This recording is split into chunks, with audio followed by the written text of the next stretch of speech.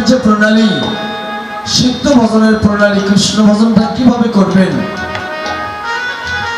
এই বিশুদ্ধ ভজন জানতে গেলে এই সরগোস্বামী খরচা এবং চৈতন্য ভাগবত, চৈতন্য চরিতামৃত, গীতা আপনাকে জানতে হবে।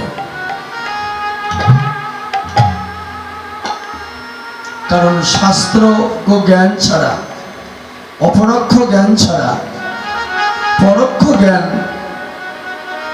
এটা বোঝা সম্ভব নয়।